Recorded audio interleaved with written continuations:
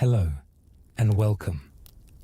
Wherever you are, in bed, in transit, or simply seeking stillness, you've come to a quiet place. Tonight, we step softly into the quiet, forgotten rhythms of another century. A world long vanished, yet not entirely lost. This is not the tale you've heard before. Not one of ice, nor urgency, nor sirens in the night.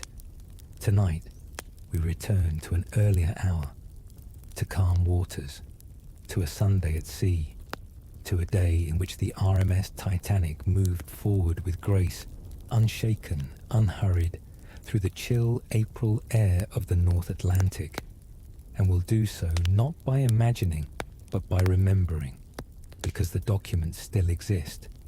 Menus, schedules, printed cards that once rested beside silver forks, that once passed from hand to hand beneath the glow of electric lamps. And through these pieces of ephemera, yellowed by time but intact, we can know the shape of that day. April 14th, 1912. A Sunday. We will read through it all, slowly, gently. You won't hear dramatization here. There will be no retelling of tragedy, no rising music, no urgency in the voice. Only the quiet texture of life as it was lived aboard that ship. We'll move through the day just as the passengers did. From morning sunlight across polished decks, to the quiet bustle of luncheon service, to the slow unfurling of a 10-course dinner, to the small comforts of bedtime routines. We'll picture when the Turkish baths were open, when the gymnasium welcomed its guests, where music could be heard, drifting down corridors brushed by the bow of a violin, and we'll read each menu, first class, second, third, course by course, line by line, with soft translation, with gentle, neutral description, with no commentary beyond what is needed to shape the scene. Let this be a space of stillness. Let it stretch out across your evening or your afternoon, or whatever quiet hour has brought you here. Let your shoulders ease. Let your breath soften. And if your eyes begin to close, let them. Because this recording is not meant to be finished. It is meant to settle, to soothe, to slow the ticking of whatever clock follows you. And if you'd like to return, chapter markers await. If you'd like to linger, you're welcome to do so. Before we begin our reading, I'll ask just one thing. If this moment brings you calm, if you find something gentle here, I invite you to like, subscribe, and leave a comment. Tell us where in the world you are listening, what time it is, what brought you here.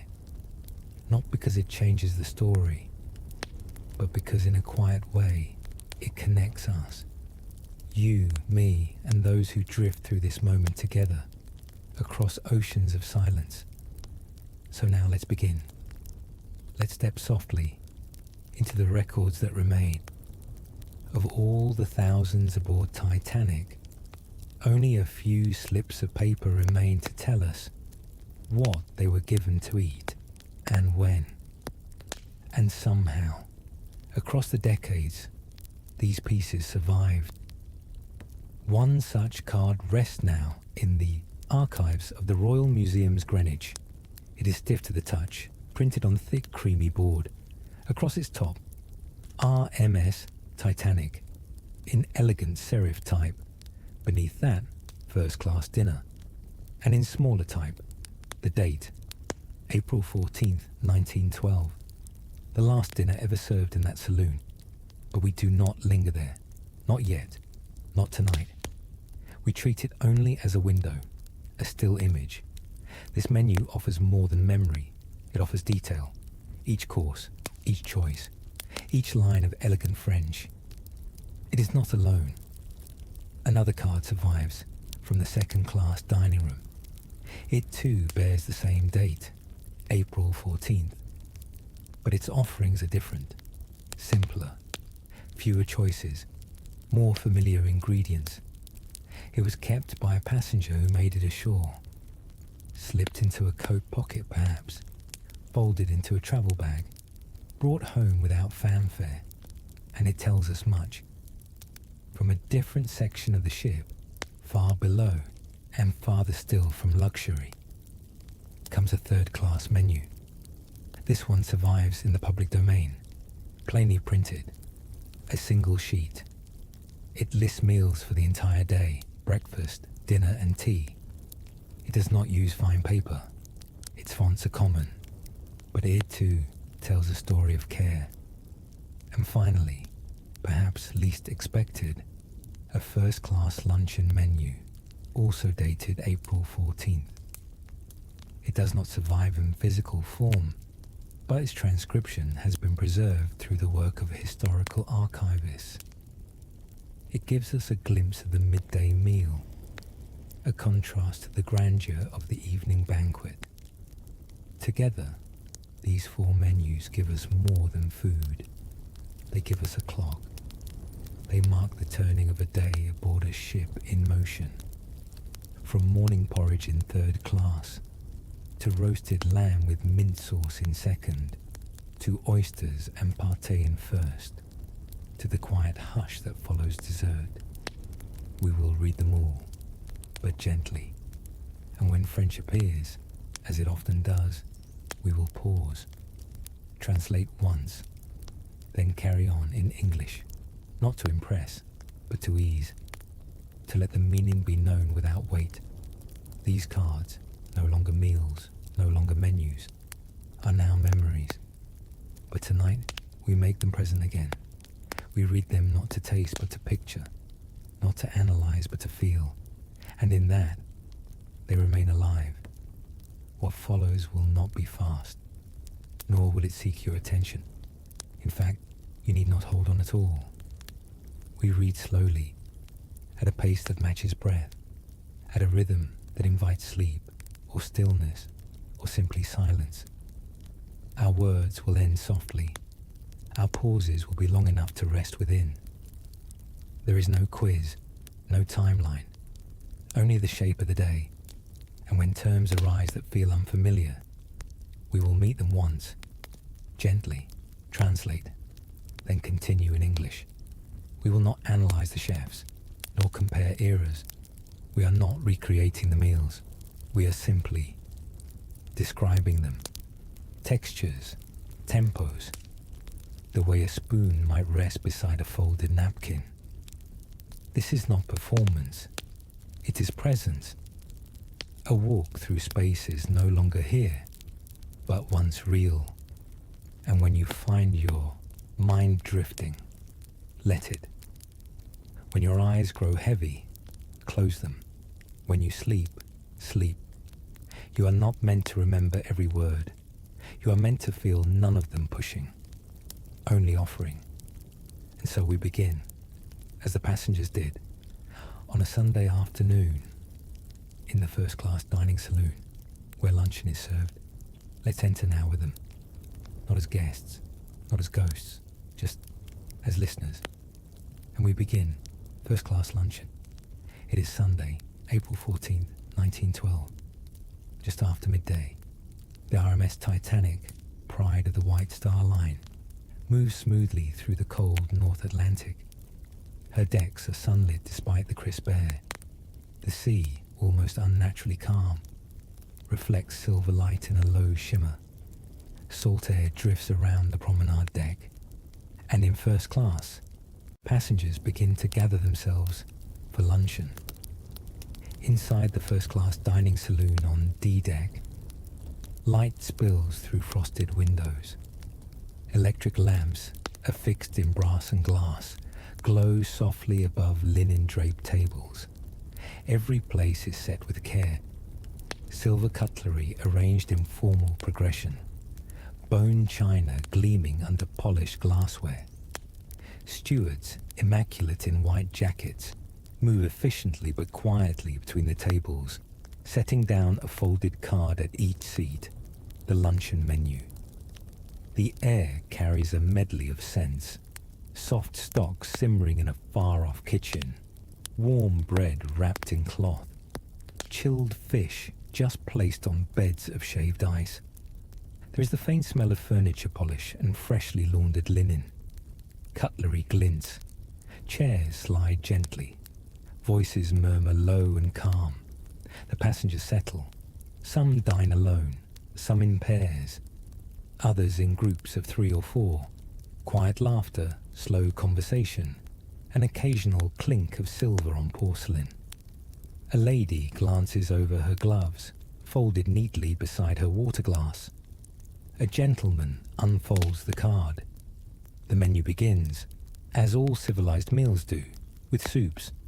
Consommé fermier, a clear amber broth, deep with the essence of chicken and root vegetables. The spoon sinks into it easily, without resistance. This is a rural soup, made elegant.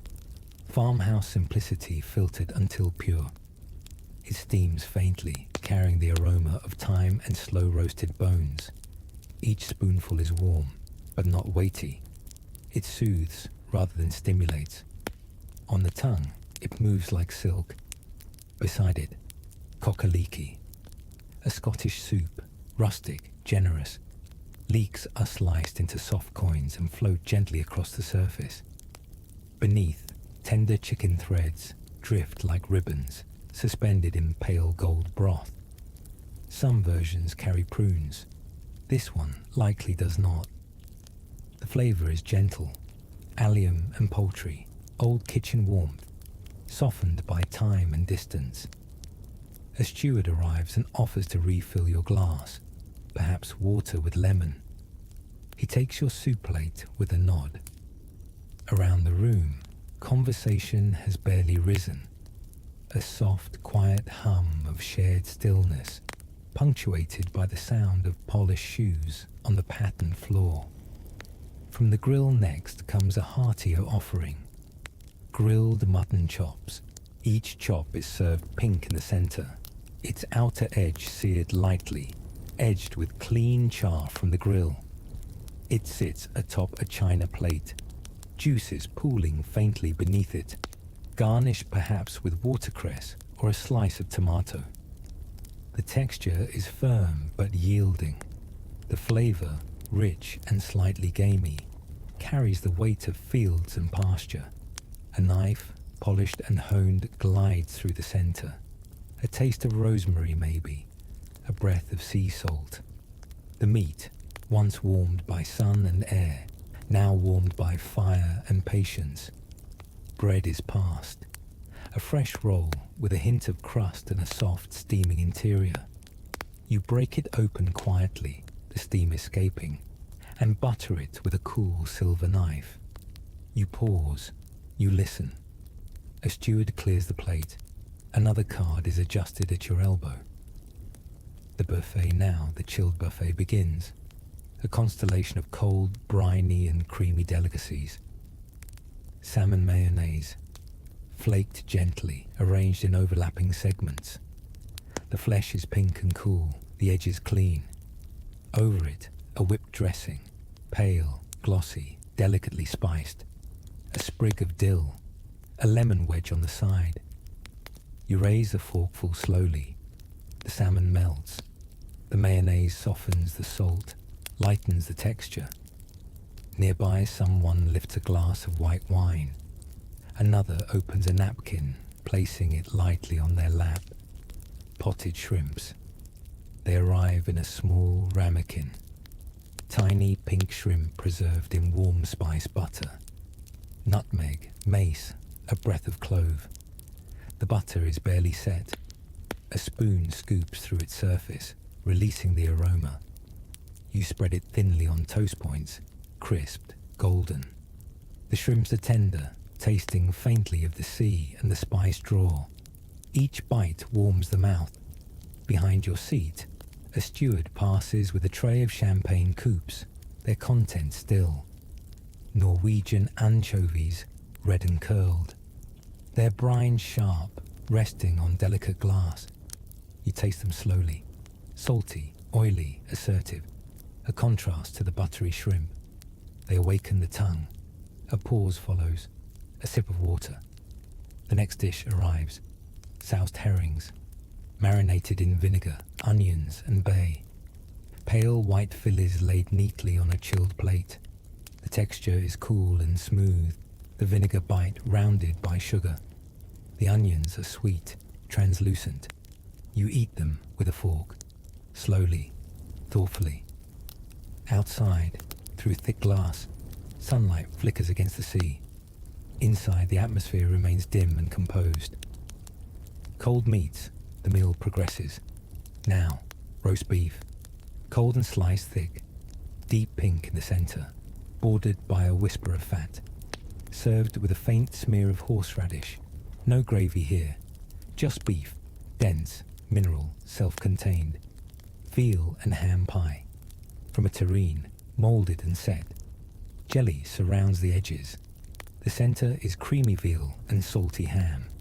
You cut a bite-sized triangle and taste.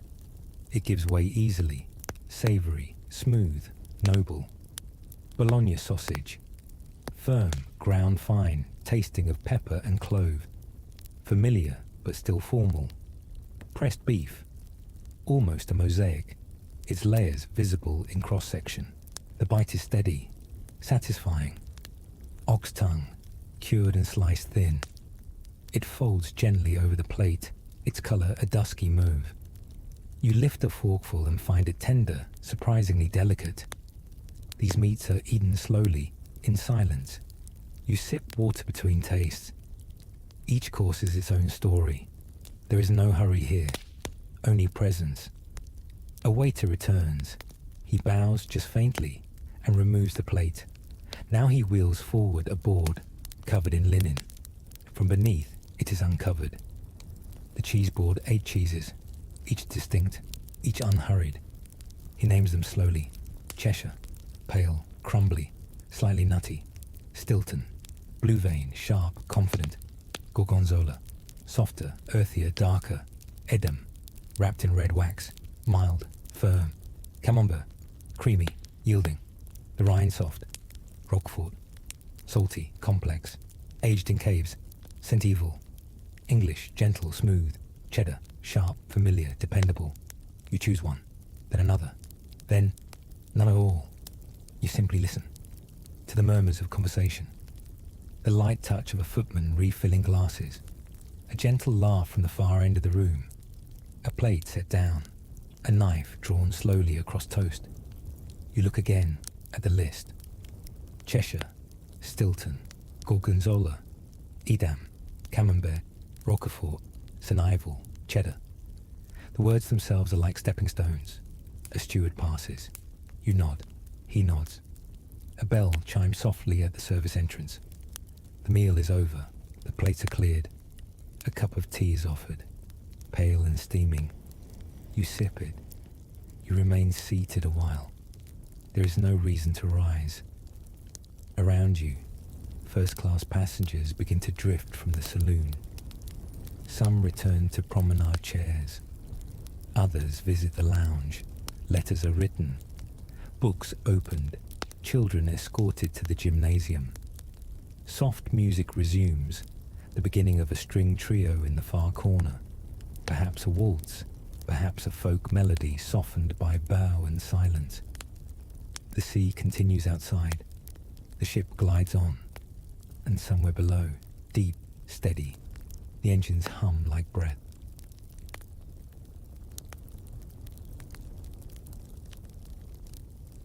First-class dinner evening has come to the North Atlantic. The sun has lowered beyond the horizon, trailing a pale violet glow in its wake. Overhead, the sky has deepened to a dark velvet blue. Lamps are lit in every corridor. Footsteps are muffled by thick carpet runners.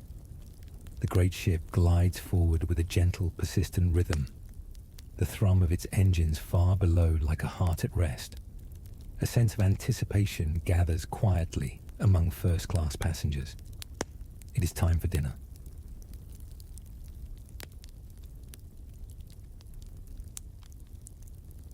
From cabins and lounges, guests make their way toward the first-class dining saloon. Doors open, a hush of silk on carpet, laughter that lasts only a moment. The hall is alive with elegance. Evening attire is carefully selected. Tailcoats, cravats, long gloves, evening gowns in soft shades of ivory, lavender, navy. Hair pinned, pearls fastened, shoes freshly polished. No detail is left unattended. Inside the saloon, the air is warm and still. The chandeliers glow steadily, casting light over rows of tables dressed in white damask cloth. Silver candlesticks, floral centerpieces, bone china, and crystal reflect the glow. The White Star Line emblem is stamped into the plateware, an ever-present reminder of the ship's grandeur. Chairs are pulled out, gloves are removed, menus are presented. A steward steps forward, announcing the courses, 11 in total. This is not just dinner, it is ritual. You take your seat. The room breathes quietly around you.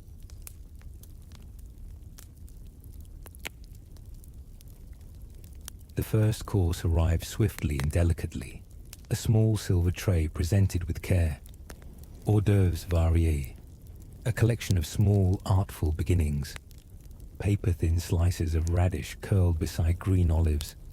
Delicate anchovy canapés on toasted rye. Tiny gherkins cut lengthwise. A fragment of smoked eel. Each is arranged with precision, meant to awaken the appetite rather than satisfy it. You choose carefully, one item at a time. A bite of salt, a thread of smoke, a note of brine. Light conversation stirs across the table. Forks rest gently against the china. A steward leans to pour wine, just to the quarter mark of the glass. The scent is subtle. The bottle disappears as quietly as it arrived.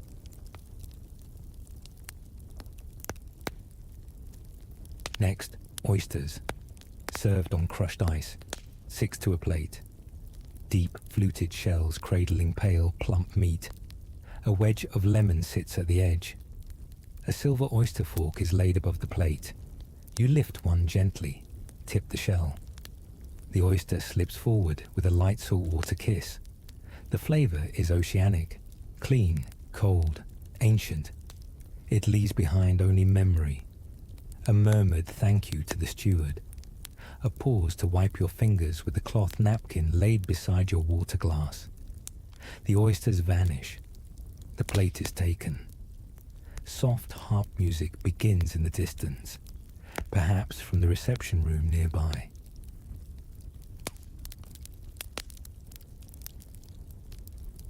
Next course is warmer, heavier, a choice between 2 soups. Consommé Olga is poured from a silver tureen into a wide, shallow bowl. It is golden, transparent, clear as polished amber. You lean close. It smells of marrow and salt and distant gardens. Thin strands of celery or scallop rest at the surface. You take a spoonful, then another. It is light, but not thin. Savory without burden. It leaves the lips gently warm. Alternatively, cream of barley, thicker, paler. This is a soup that clings to the spoon. Barley softened through long simmering. Cream added in quiet ribbons. The bowl arrives with steam lifting from the surface in a spiral. There is the scent of nutmeg, perhaps a curl of butter at the center. A choice made, a comfort accepted. The spoon returns to its rest. The bowl is lifted, cleared. You sip water. The air has become just a touch more fragrant. Isilka ben Adiki babainat sainsit fitchi. A new plate arrives, this one cool at the base, warm at the top. Poached salmon with mousseline sauce and cucumber. The salmon is pink, firm yet tender. Poached in court bouillon until just set. The mousseline, a whipped, airy hollandaise, is pale yellow, dolloped like a cloud. Cucumbers are sliced impossibly thin. arranged like scales along the edge of the plate. Their freshness contrasts the cream, the fish, the steam. A fork slides easily through the fillet. You take your time. The wine is topped up. Not a word is said.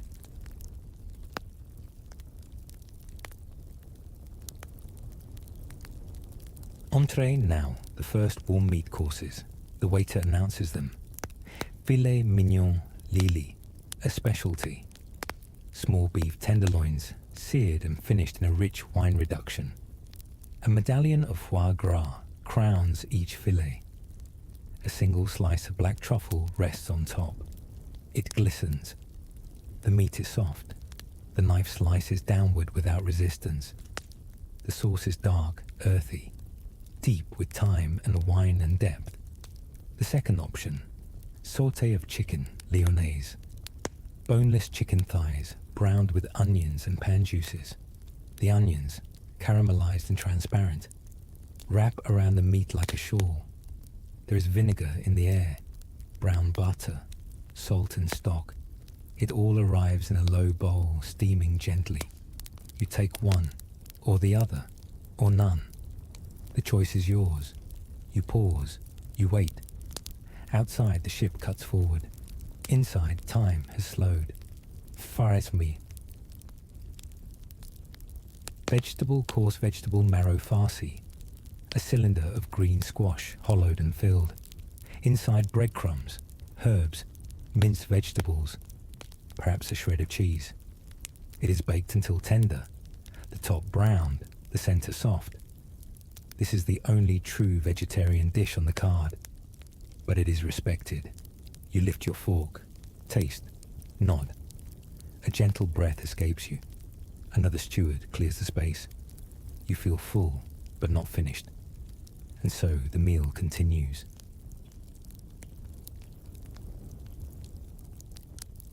Roast and sides now, the meal gathers weight.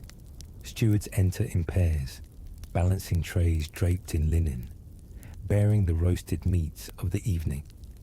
Lamb with mint sauce. The lamb is carved thick, just pink in the center, and glistens softly beneath the lamps. A silver spoon delivers a ribbon of deep green sauce alongside it. Sweet mint, chopped fine, blended into vinegar and sugar. The scent is subtle but distinct. Earthy, herbal. It curls upward as steam escapes the platter.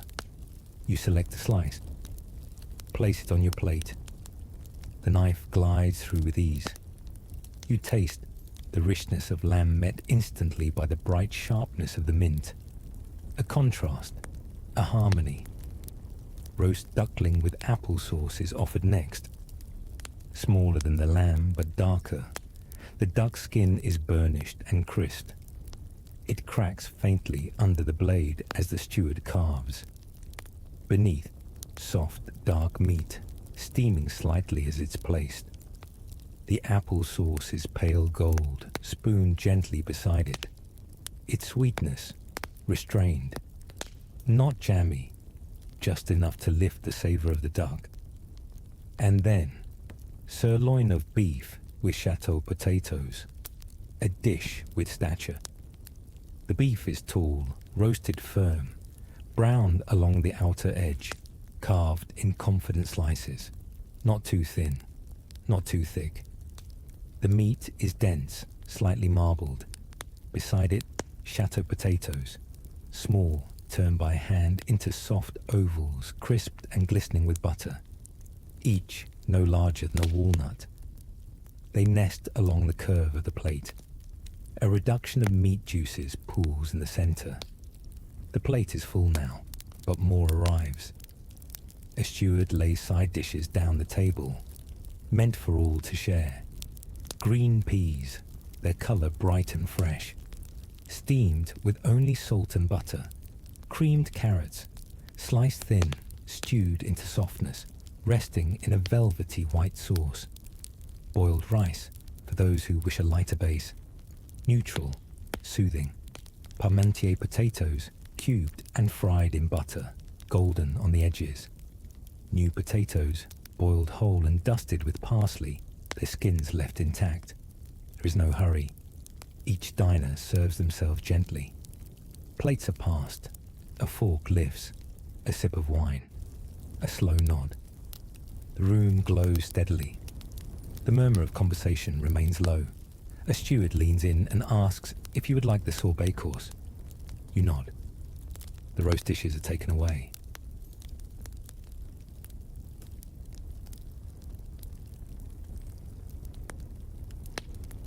What arrives next is unlike anything before it. A small crystal goblet, frost clinging to its outer edge. Inside punch remain. A snow-like mound of citrus ice, lemon, orange, a faint floral note. It is soft, not solid. Its top is soaked gently in white wine, or perhaps rum. There may be champagne beneath. You lift the spoon. The ice gives instantly. You taste. Cold. Bright. Clearing. It vanishes almost as quickly as it touches the tongue. It does not fill. It erases. It leaves only freshness. You sit straighter. The light feels warmer. The next course is ready.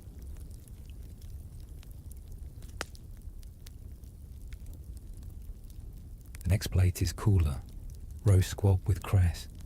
The squab is small, a young pigeon. Roasted until the skin crisps gently. The meat is tender, delicate, slightly pink. Beside it, fresh cress, not cooked, but rinsed and dressed simply. Its peppery bite wakes the tongue after the richness of the earlier courses. You take your time, small bites. Silence. A steward exchanges plates. Then comes a chilled offering. Cold asparagus vinaigrette. Asparagus spears, blanched until just tender. They are bright green, glistening faintly under a brush of vinaigrette. Oil, vinegar, a breath of mustard seed. The flavor is crisp, the texture firm. After the warmth of the duckling and squab, it refreshes. You take a moment. There is a pause, a space between courses. Music, almost inaudible, continues from the reception room. Then, the richest plate of all is placed before you.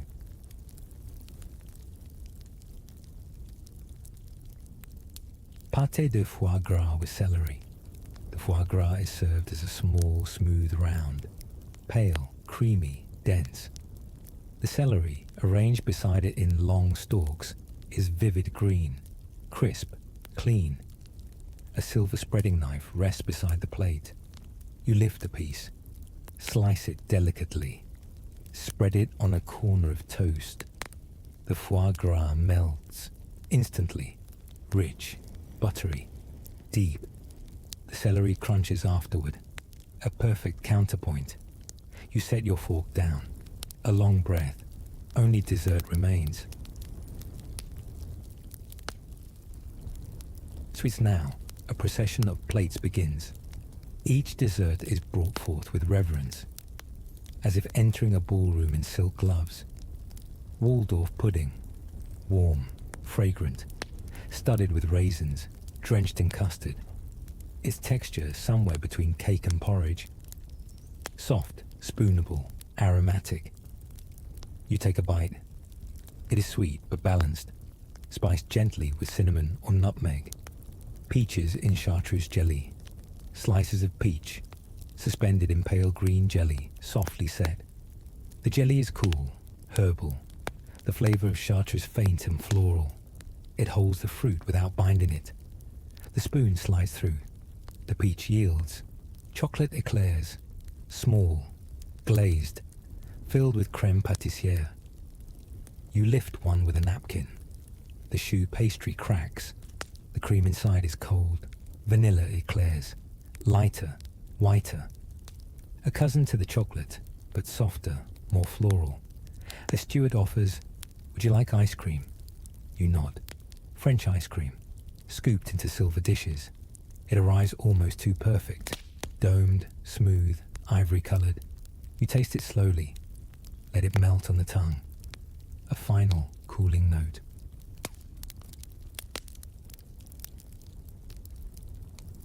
The plates are cleared, wine glasses emptied, napkins folded, not by stewards, but by a hand. You remain seated. The orchestra plays faintly now, a waltz, or something like one. The lights are low, the hour late. A steward passes one last time with a linen-wrapped tray, sugared fruits, candied ginger, mint pastilles. You decline, or accept. It doesn't matter now. Dinner is done. The meal has not rushed you.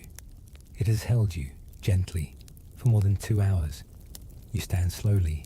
Others are doing the same. A gentleman rises and helps a lady from her seat. A napkin is lifted and placed on the table. A chair is pushed back. The saloon is not empty, but it is quieter. Outside, the stars have appeared. The air has turned colder. The ship glides forward, silent but for the sea. And far below, somewhere unseen, the engines turn without pause. You move now, to the lounge, or the smoking room, or the staircase. And far away, down a different corridor, a second-class steward begins preparing his tables. Soon, another meal will begin. But for now, your own is complete.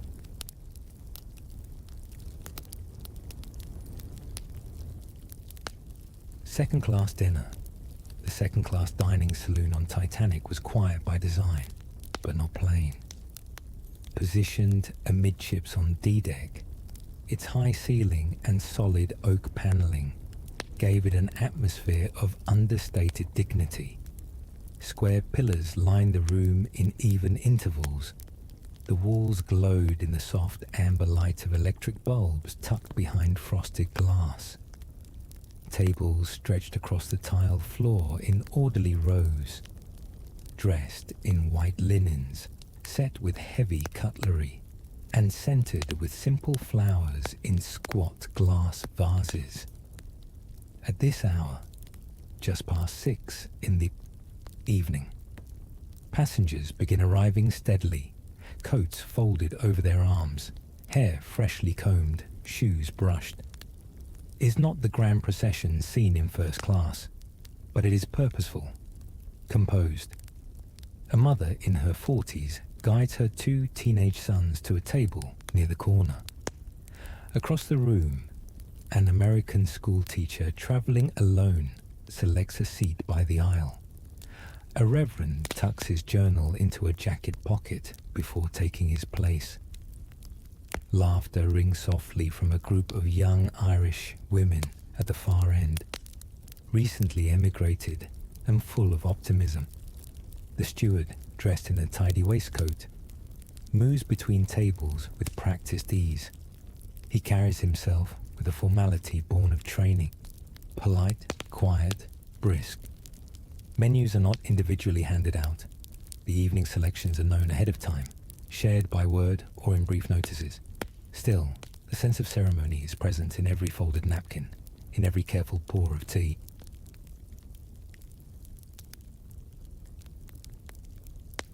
Quiche soup, the beginning of warmth. The first course is brought swiftly. Consommé tapioca, a shallow bowl of clear broth, pale gold, clear enough to see the bottom. Dotted throughout, translucent pearls of tapioca, their shapes catching the low light like droplets of glass. The aroma is delicate. The warmth rises slowly. It is not rich like the soups of first class, but comforting in its own way. The consommé has been simmered for hours. Bones, herbs, thyme. There is a faint echo of onion, carrot, a trace of celery. A spoon touches the surface. The tapioca shifts and sways. First sip, hot, but not too hot. It slips across the tongue without resistance, leaving behind only the memory of salt and steam. No one speaks loudly. The clink of silver against porcelain becomes its own quiet rhythm. A steward returns, lifting empty bowls with a gentle nod.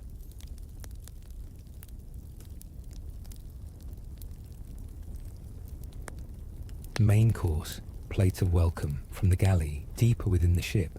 The scent of roasted meat has grown stronger. Now the plates arrive, each warm, rimmed in blue, filled with ample food. Option 1. Baked haddock with sharp sauce. A generous fillet of white fish rests in the center of the plate, its flesh firm but flaking easily beneath the fork. The exterior is golden, crisped ever so slightly, with darker edges at the corners. A spoonful of sharp sauce, tangy, vinegar-laced, likely made with mustard or horseradish, is drizzled across the top. It brightens the fish, offsetting its softness with clarity. On the side, boiled potatoes, quartered and steamed until the skins just begin to split. A sprig of parsley adds a faint trace of green. Peas, buttered and still sweet from the vine, roll gently as the fork passes through. Option 2. Curried chicken with rice. Served hot, this dish arrives with a surprising vibrancy. Cubes of chicken breast, browned slightly at the edges, simmered in a golden curry sauce, mild, creamy, fragrant. The sauce pools gently at the bottom of the plate, tinged with turmeric and cloves. A bay leaf, maybe. Something that smells like faraway markets. It is not a spicy dish. The heat is muted, but it has depth. Beside the chicken, a rounded scoop of white rice, shaped carefully with a ladle. The grains are separate, lightly salted, slightly sticky at the edges. The contrast between rice and sauce, between mild and savory, is slow and steady. Option 3. Roast turkey with cranberry sauce. A more festive offering. The turkey is sliced thick, not dry, not cold. The skin is golden, and the meat pale and fragrant. It sits beneath a ribbon of deep red cranberry sauce, just sweet enough to brighten the plate. The sauce glistens under the lights, almost jewel-toned. Alongside, roast potatoes, crisped to a light shell, browned with fat. Their centers collapse at the touch of a fork. Puree of turnips, white and smooth, like whipped cream but savory. Buttered, barely salted. The plate is warm in the hand. The flavors are gentle. Every bite feels measured, familiar, and grounding.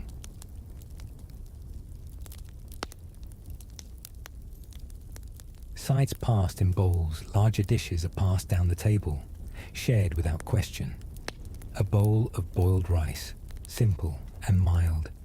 Another of pureed turnips, dotted with specks of pepper. A dish of roast potatoes, still steaming. And in every case, a plate of fresh bread. Thick slices, soft, torn apart by hand. Butter curls slowly from a porcelain crock. Stewards refill cups of tea, poured strong and steady, always from the right. A creamer is set in the middle of the table. Sugar cubes cling softly into shallow cups. Someone asks, politely, if you'd like more potatoes. You nod. A ladle serves too.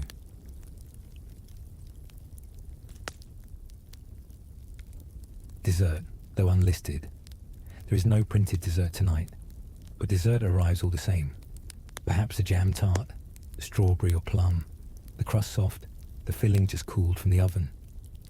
Perhaps a steamed pudding cut into slices, plum or currant, dark, dense, served with a ladle of warm sauce. Golden syrup, treacle. It pools softly at the base. A spoon slips into the pudding with ease. The warmth of it, the stickiness, the slow sweetness. These linger. Or a custard, served chilled, silky, smooth, set, just firm enough to tremble. A whisper of nutmeg atop. A serving spoon dipped cleanly into its surface. The table has fallen nearly silent. Only the occasional breath. Only the faint scrape of a chair.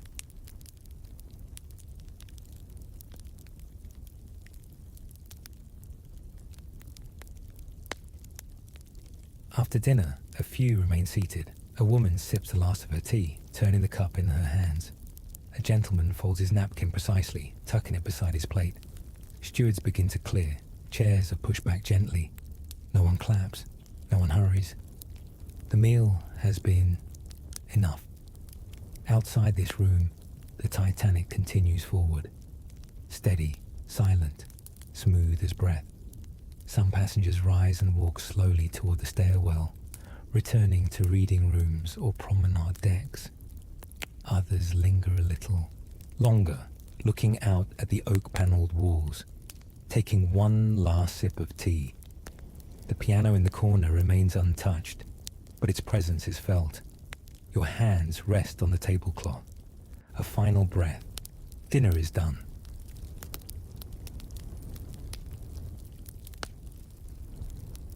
Third-class meals below the polished decks of first and the quiet dignity of second in the lower reaches of the RMS Titanic.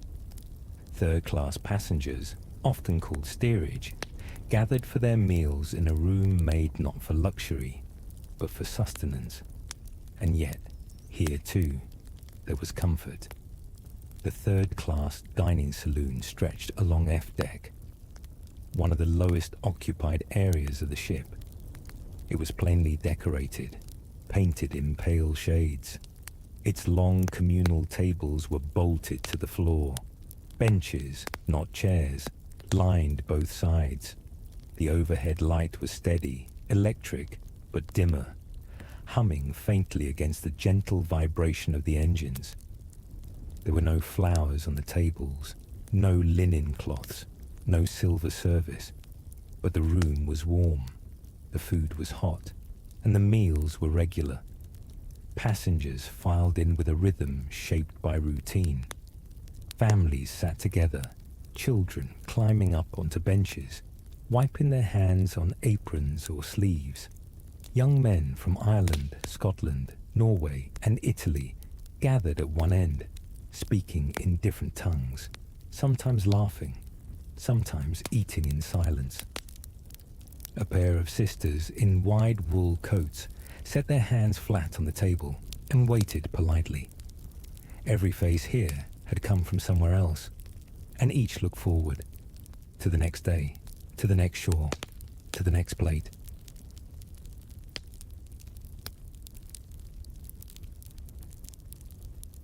Breakfast, the day begins. In the early hours before the corridors above filled with soft-shod footsteps, third-class passengers gathered for breakfast. The dining saloon was already warm. Steam hung in the air. The smell of oats, salt, smoked fish, and fresh bread filled every corner. Stewards, fewer in number than on the upper decks, moved quickly with trays in hand. They did not announce the menu. It was known, consistent, reassuring. Oatmeal porridge with milk, served thick, not watery, ladled into enamel bowls still steaming. The porridge clung to the spoon and slid off slowly, warming hands as well as stomachs. Milk was poured from a tin jug, not much, just enough to pale the surface. Some stirred it in, others left it floating. Children ate eagerly with both hands, adults more slowly. Alongside came smoked herrings, small, glistening, curled from the pan, their skin still crisped at the edges, salted, rich with oil, served with boiled potatoes or black bread. Jacket potatoes followed, their skins dark and split, steam rising from the fluffy interior. They were eaten with a pinch of salt, a smear of butter, or just as they came. Ham and eggs, fried on griddles, the yolks not always runny, the edges browned and curling. The ham, thick sliced and heavy with smoke, laid atop or beside, depending on the steward's path. Then the bread, always present, always warm. Baskets of thick-cut slices passed down the tables. Butter arrived in blocks, softening quickly on the plate. There was marmalade too, bitter and bright, spread thin. And for those who preferred something harder, Swedish bread, flat and dry, stacked like crackers, its snap a sharp counterpoint to the softness of porridge. To drink, tea and coffee, poured from dented metal pots, steaming and strong. Sugar was scarce, but offered. Milk was added if there was enough. There was no rush. But neither was there lingering. As soon as bowls were emptied, new passengers took their place. Dishes clattered. A baby cried, then stopped. A door opened. A steward barked a word or two, then smiled. The ship moved on. The day had begun.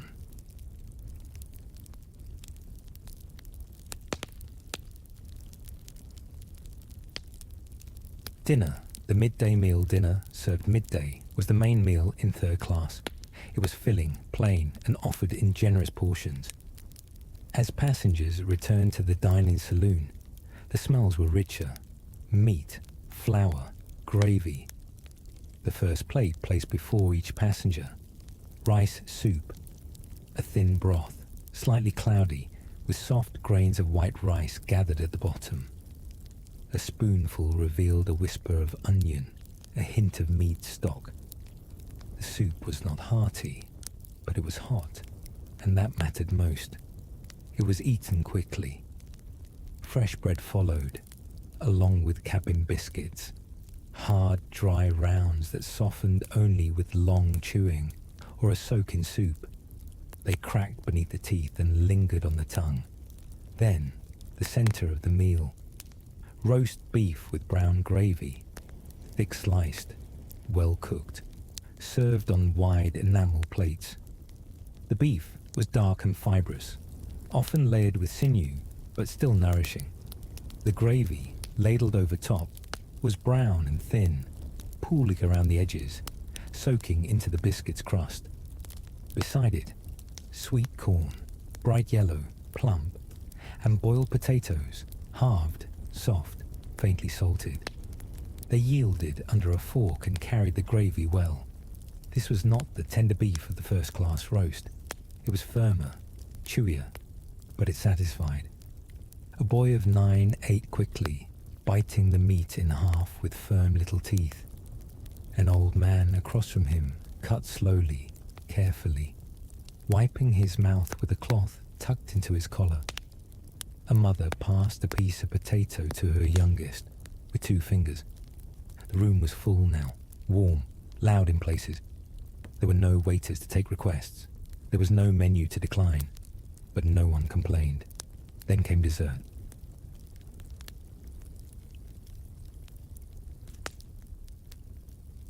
Plum pudding, served in slices already steaming, dense with dried fruit, currants, raisins, perhaps orange peel, dark from molasses or treacle. Its texture was firm, not dry, like a soft bread pressed into form. The sweet sauce, pale and sugary, was ladled generously over the top. It soaked into the pudding, pooling beneath it, disappearing slowly with each bite. The sweetness was sharp, not subtle. It came as a contrast to the salted meat and potatoes.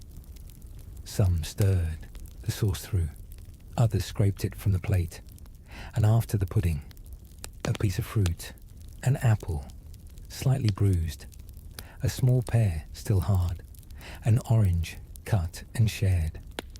A steward nodded as he passed, holding a wooden crate. You took your piece, turned it in your hand. The meal was complete. It was tea, the final meal of the day. In the late afternoon, as the ship moved westward and the air chilled, tea was served. Not just the drink, the meal. The plates were smaller, the servings lighter. Cold meat appeared first, likely cuts from the earlier roast, sliced and left to cool. The beef, paler now, firmer. Fat ringed the edges, served with a pickle perhaps, or a smear of mustard from a shared jar. Cheese, simple and crumbly, was placed on each plate, not named, not varied, just cheese, white, dense, slightly tangy. More fresh bread and butter, always fresh, always warm. Loaves cut on demand, butter softening as it touched the crust, and then something sweet, stewed figs and rice. The figs dark and rich, reduced until soft. Their syrupy juices bled into the rice, staining it faintly brown. It was eaten with a spoon, slowly. A man set down his fork, stretched, smiled. Teapots returned to the table, metal, heavy, worn by use. Inside strong black tea, dark as molasses, poured hot into cups held steady. No ceremony, no sugar cubes, just the final warmth of the day.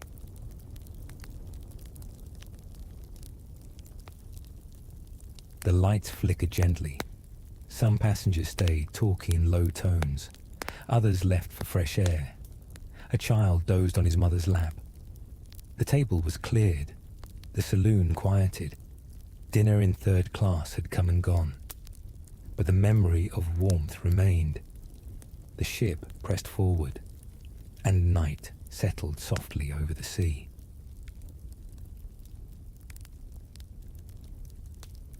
Dakid daily schedules and facilities. The Titanic was more than a ship.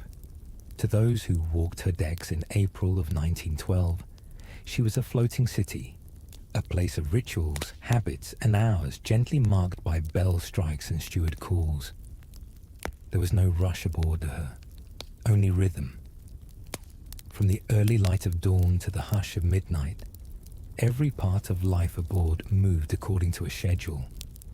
Printed, shared, and followed, without much need for clocks. Whether one travelled in first, second, or third class, the day offered structure, predictable, slow, and calm. Let's walk through it now, not as a timeline, but as an experience. A quiet unfolding of spaces, sounds, and silences.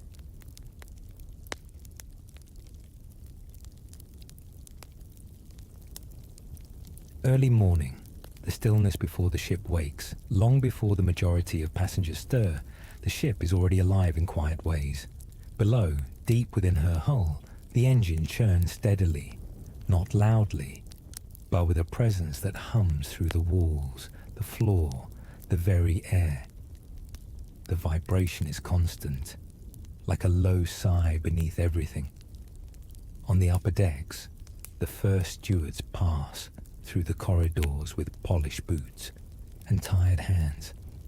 Linen is collected, lamps are checked, tables reset. By 6 a.m., a few early risers step from their cabins into the cool hush of the promenade decks. The sea is a deep blue, still in shadow. A gull follows the ship at a distance. A gentleman in a wool overcoat walks slowly, hands behind his back. He breathes in the salt. Somewhere far below, a baker removes the first tray of bread from the oven. In first class, the writing room is unlocked by a steward. It smells of paper, of beeswax, of lemon oil. A table by the window waits with fresh inkpots and blotting sheets.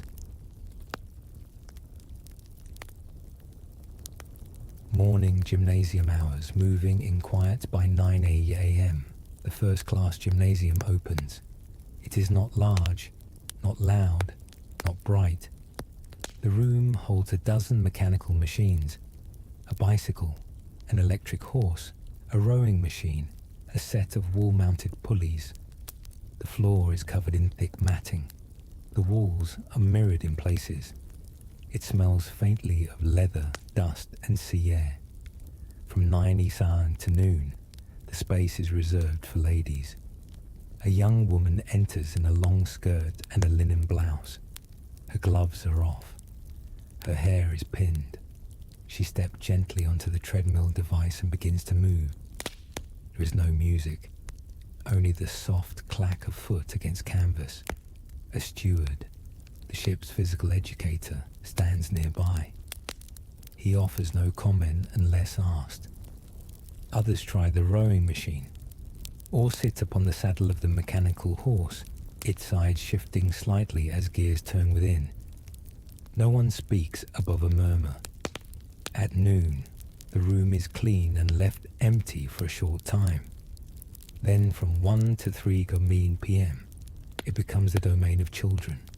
Their laughter is softer here, contained. A boy tugs at the bell rope, giggling as it rings. A girl pedals furiously on a tricycle bolted in place. A nanny watches from a bench by the door. And then, from 3 sahal to 6 now p.m., gentlemen arrive. Their motions are slower, more practiced. One rolls up his shirt sleeves, another tries the stretching bars. They exchange few words. The physical educator assists as needed. The light changes in the room across the hours, from white morning to golden dusk.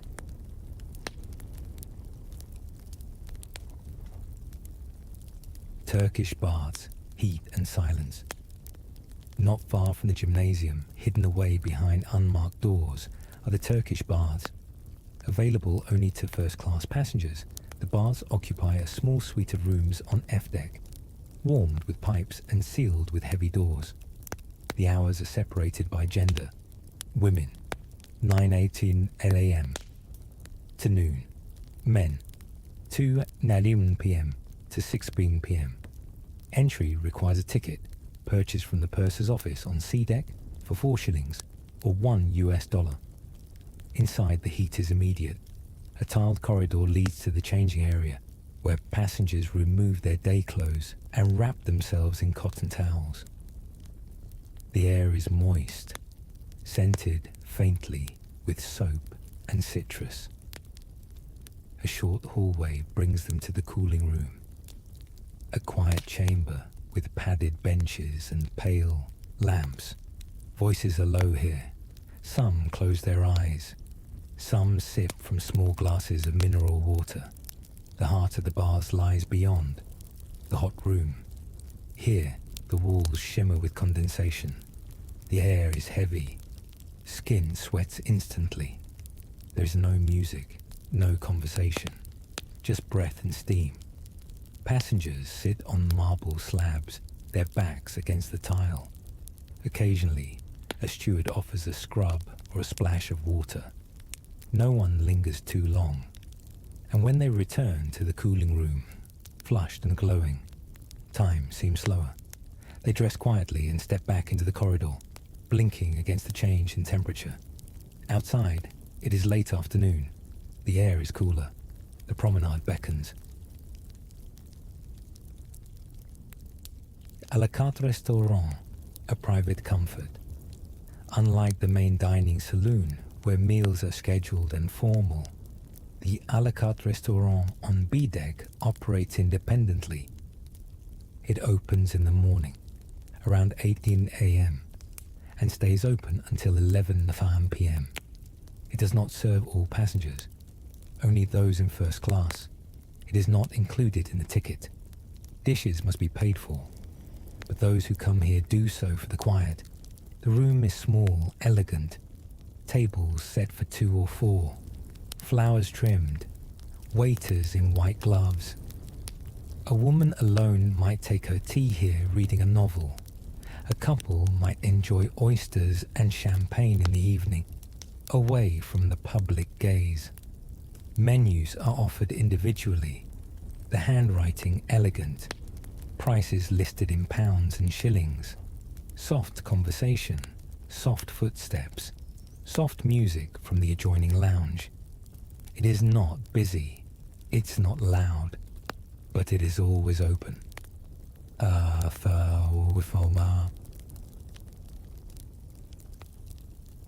Music aboard, the soundtrack of the day throughout the ship, in first and second class reception rooms, lounges and reading rooms. Music drifts in and out like a tide. An 8-piece orchestra was hired specifically for this voyage, engaged by the White Star Line and directed by Wallace Hartley. They are not brass musicians.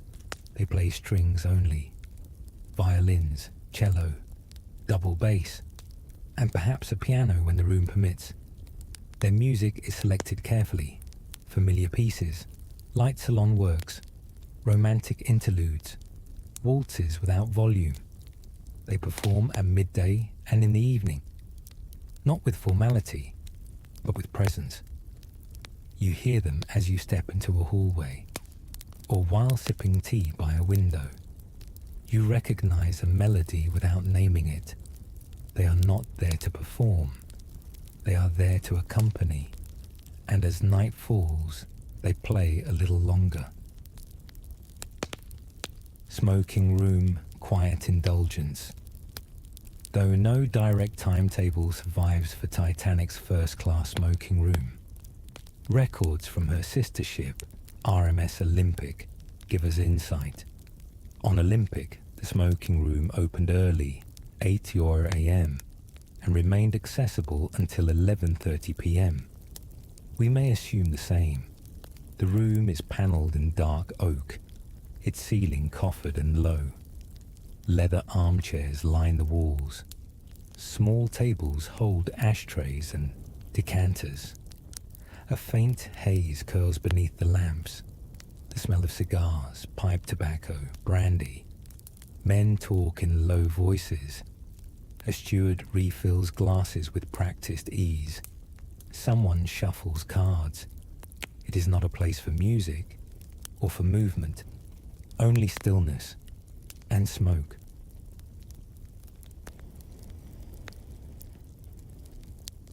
Other quiet places across the decks of Titanic, there are rooms not listed on timetables, but felt all the same. The first-class reading room, with its curtained windows and velvet chairs. The second-class library, where passengers leaf through old newspapers. The third-class general room, bare but warm, where laughter sometimes rises and fades. The long stretches of open promenade wrapped in wind and salt. Each hour holds its own mood, each class its own rhythm, and though the decks are layered in status, the day flows for everyone, softly, predictably, completely.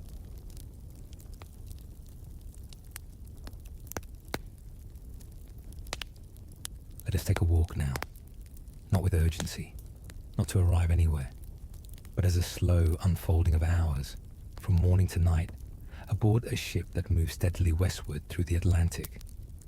A floating world held between two continents and between two times. This is not a story of what happened later.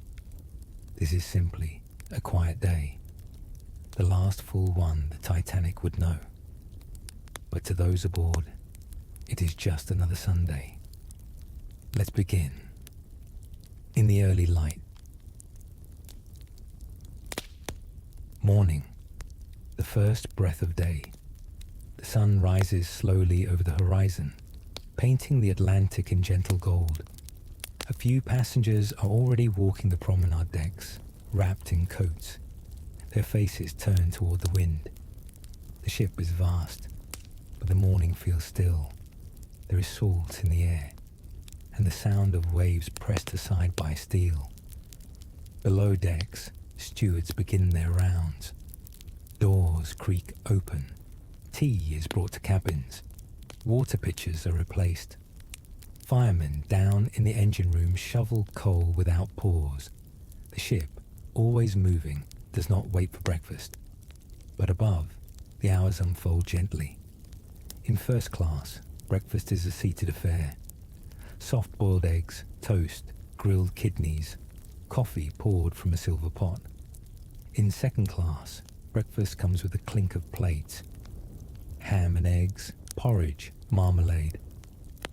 In third class, bowls of warm oatmeal are passed hand to hand, and bread arrives fresh from the galley. After breakfast, some passengers stroll the upper decks. Others return to their writing desks, pens scratching slowly across ivory pages. In the gymnasium, the soft whir of wheels begins. Ladies pedalling, gently stretching, their hands gripping polished handles. In the Turkish bars, steam rises to fill the tiled rooms. Bodies glisten, time slows. A few children gather in the nursery. A few men gather in the smoking room. But most are simply walking. The decks are long, the sea is calm. Conversations begin and fade, and the morning passes.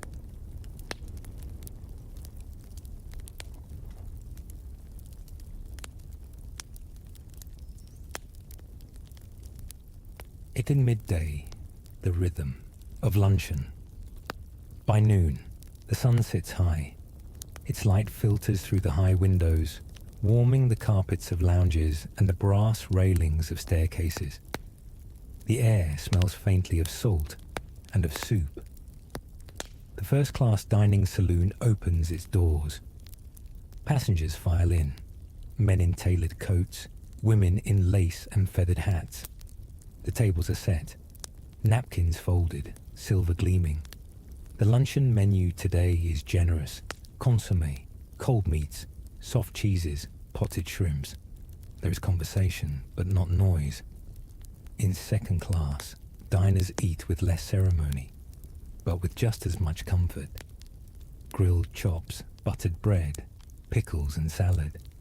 In third class, bowls of rice soup arrive one after another. The room is warm. Children share biscuits. A mother cuts an orange in halves. After luncheon, the decks fill again. Some passengers take their books to the reading rooms. Others recline in deck chairs, faces turned toward the sun. A young couple walks the length of the ship in slow laps, their footsteps in rhythm, their words quiet. A trio of musicians begins to play in the first-class lounge. Violin, cello, bass. The music carries through the doors and into the corridor, brushing against your ears like warm silk. You pass a steward polishing a brass fixture. He nods, says nothing. Somewhere, a door clicks shut. The ship moves on. Afternoon, shadows and softness. As the sun begins its descent, shadows stretch across the decks. The sea remains calm, a silver sheet beneath the clouds. It is the hour for tea. In the a la carte restaurant, small tables are set with china and pastries. A woman sips from a porcelain cup, her gloves resting on the table beside her. In the second-class saloon, trays of cakes and sandwiches appear. Tea is poured from heavy pots. Milk added with care. In third class, stewed figs and cold meats are shared quietly. Children return to the gymnasium for their scheduled hour.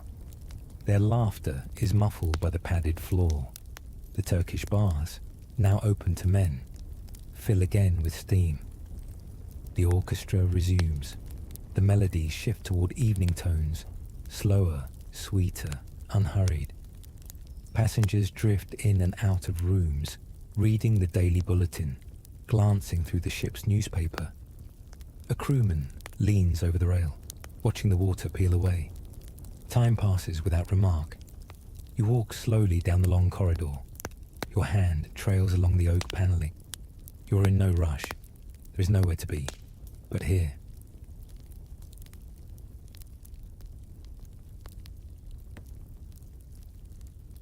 Toward evening, light beneath the surface. As twilight deepens, the ship begins to glow from within. Electric lamps light every hall. Dining rooms flicker with amber brilliance. Curtains are drawn, footsteps quiet. Passengers retreat to their cabins to dress for dinner. In first class, formal wear is donned. White ties, pearls, gloves. The staircase fills with silk and polished shoes. In second class, jackets are straightened, collars brushed. In third class, there is less fuss, but still the sense of occasion. Dinner is served. In first class, the courses unfold with ceremony. Consommé Olga, salmon with mousseline, filet mignon lily, ponche romaine, roast squab with cress, Waldorf pudding. Each dish comes slowly, the pace deliberate. Music drifts in from the lounge. Conversation hums. Glasses clink. In second class, tapioca soup, curried chicken, lamb with mint, roast turkey, plum pudding. The room is warmer here. The food simpler. The mood steady and gracious. In third class, roast beef with brown gravy, potatoes and corn, plum pudding. A final piece of fruit. Laughter is heard here. Stories shared. Children sleep with heads on folded arms. As the final plates are cleared, the ship begins to quiet again. The last light slips from the sky, and the world outside grows darker than ink.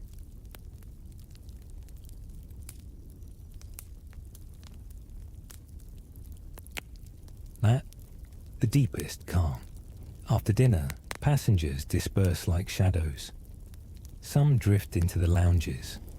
A few games of cards, a final cup of coffee. Some return to their cabins, slippers waiting by the bed. The first-class smoking room glows with cigar tips. A steward uncorks a bottle of brandy. A woman stands at the rail, looking into the darkness, hearing nothing but the wind. Inside, the orchestra plays its final piece. Soft, slow, a lullaby with no words. Cabins darken. Shoes are placed in the corridor for morning polishing. The halls fall still. Even the stewards walk more gently. Down in the engine room, the tempo never changes. But here, on the upper decks, the ship begins to sleep. So do you. Let the day settle behind you. Let the hush of the corridor become your breath. The sea is still, the ship is steady, and the day is done. Sleep well. Slow dessert, farewell, and closing. The day is done. And though the great ship still moves, a steady glide westward across black water, the hours now slow to a hush. Everything narrows. Lights are dimmed. Shoes are quiet. Voices have faded to soft murmurs behind closed doors. Curtains are drawn against the sea. You are still awake, perhaps, but you do not need to be. This final passage is not a story. It is not a list.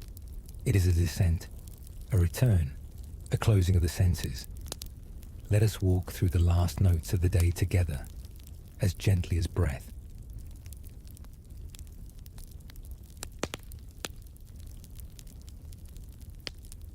Final course, a soft farewell to flavour in the great dining saloon. The final plates have been served. All that remains are the desserts, each brought with care, each placed slowly, each touched only by quiet hands. Let us picture them now, not all at once, but as if they arrived one at a time, placed before you on a plate of white porcelain, rimmed in gold. A silver fork to the left, a silver spoon above, a linen napkin folded gently. Let's begin. Orekichu. Waldorf pudding. It is soft, baked, not boiled, lightly browned on top. Beneath, apples, raisins, bread, the simplest ingredients transformed by warmth. The scent is gentle, cinnamon, cream, nutmeg. A spoon sinks easily into its center. Steam rises faintly. There's a sweetness here, but not sharp. The sweetness of orchard fruit, ripened slowly, of butter melted and baked into every layer. A bite melts without effort. It does not demand your attention. It simply comforts. You take another, then rest the spoon. You are not rushed. You are not watched. Only the soft rustle of a tablecloth nearby. Only the quiet hum of the ship.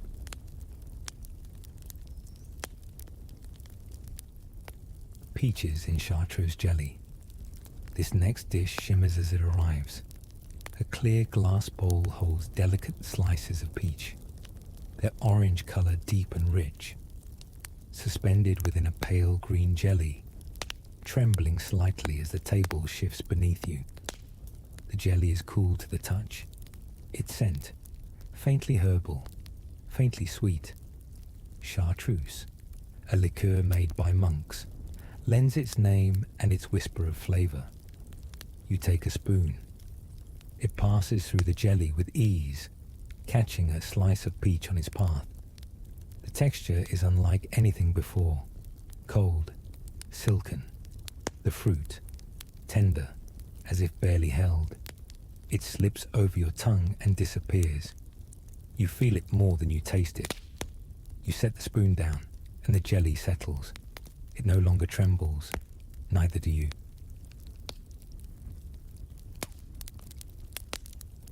Chocolate eclair. This next plate is smaller. An eclair, modest in size, golden in colour, crowned in chocolate. The pastry is crisp at the edges. Its centre filled with cream. Thick, rich, still cool.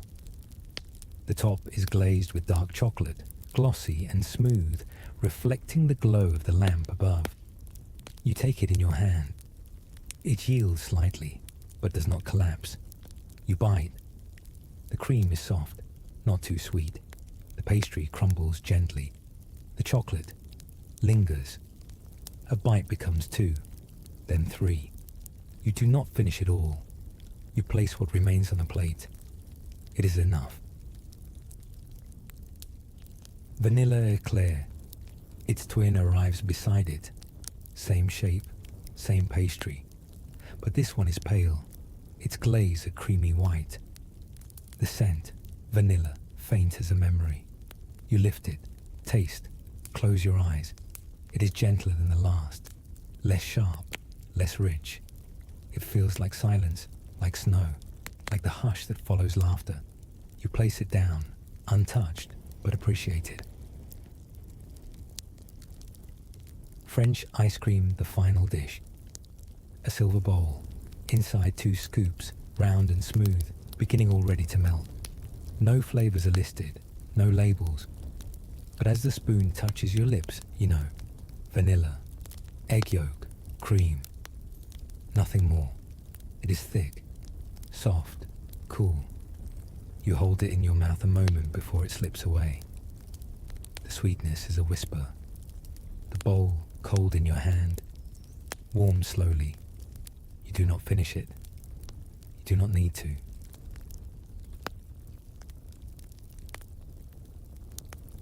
The dining room empties. You are not alone, but you feel apart. Around you, the great saloon has begun to quiet. A waiter collects empty glasses. A woman folds her napkin and rises. A man lights a cigarette, then thinks better of it. One by one, they leave. Not in a rush, just at peace. Your table is cleared. A steward nods. You remain. A few more moments, and then you rise. The floor is steady beneath your feet. The corridor is empty. The air smells faintly of coal and linen. A light flickers above. You walk slowly, one foot in front of the other. No reason to hurry. No place you must be.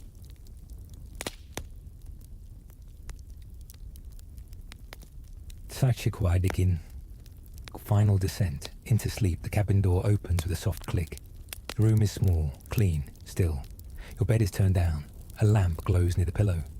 Outside the small window, only blackness. The sea, endless. You sit. You breathe. You lie back. And the sound of the ship surrounds you. The low hum of engines. The slow groan of steel. The faint whisper of distant water. Nothing more.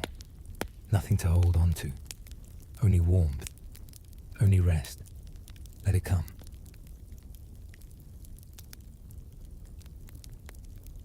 You are safe. The ship moves forward. But you do not need to. Your thoughts are already dissolving. Your hands already still. Sleep waits. You do not chase it.